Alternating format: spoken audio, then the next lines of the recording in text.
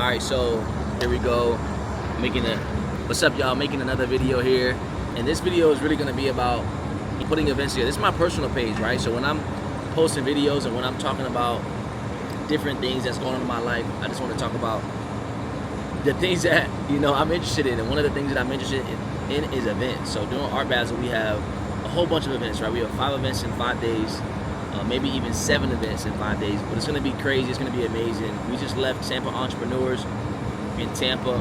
I linked up with my boy Chef Paz, and he was one of the curators of the socials and the creative artwork behind the event.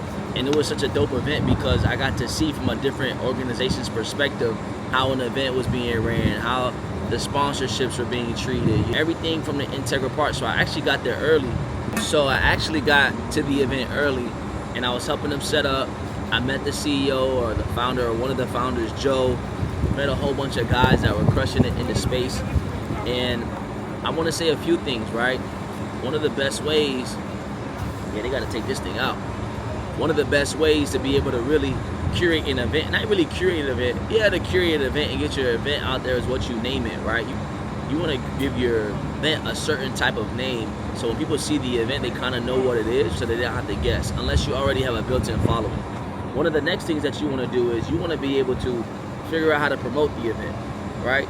So you want to create buzz around the event. It was dope. They had 1,000 entrepreneurs, and they had they had so many people wanting to get tickets that couldn't get in. People who wanted to upgrade to VIP but couldn't get in, and it was just a sight to see. It was an amazing thing to see. And also, I like the fact that how they were promoting during the event, right? They had everything there. They had photo booths there. They had video booths there. They had all of these things there that brought the event to life. So when you're hosting an event or an experience, from my experience, what I would say is you want to have a few things. And it doesn't have to be fancy. You want to do a few things. Number one, you want to invite as many people as possible. You want to introduce it to the world, shout it out to the rooftops. You want to invite as many people as possible, right? But then also what you want to do is you want to make sure that you're documenting that process. So whatever the event is, it could be an online event, offline event, you want to document that process. You want to be able to have, even if it's like this, documentary size, right? This is an Osmo that I'm recording on right now, and I'm just documenting my journey.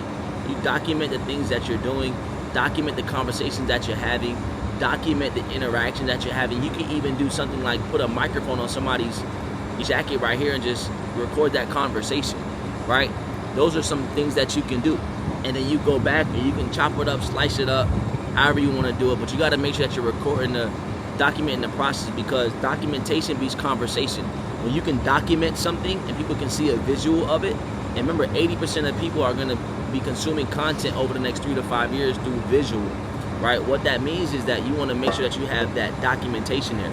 Because when people see that documentation, instead of you telling them, they can't beat it, they can't refute it, right? Then you want to be able to repurpose that content into Instagram, TikTok, Reels, LinkedIn. You want to put that content everywhere so people can come to the next one.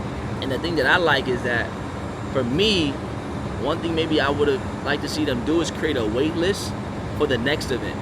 So what does a wait list do? A wait list simply says, hey, look, our next event is going to be at this time. I want to invite you to that event, right? I want you guys to get on the wait list so when the tickets drop, you get a notification, boom, you can go and get that ticket. That's what a wait list is. So dope, so incredible, right? But then also, what you want to do at the event is you want to make sure that people are really connecting and networking and collaborating. You want to make sure that within the subject of the event, right, you want to have the mini groups that are connecting and collaborating, whether that's a break-off room, a VIP room, making sure people are exchanging contacts and contact information to really be able to get that value. Man, what is something else I liked about the event, their event? I like the fact that everybody for this particular event was dressed up. It was so dope to see people dressed up, to see people, suited and booted. Sometimes I go to networking events like this.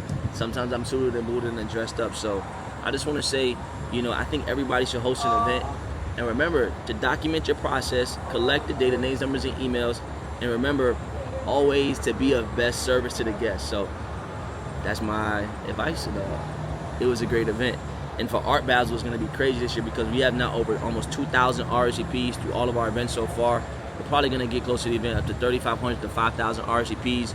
working with some groups, launching some things, and I'm excited to see what comes of it. So listen, I'm excited. You should be excited. And it's Amari signing out.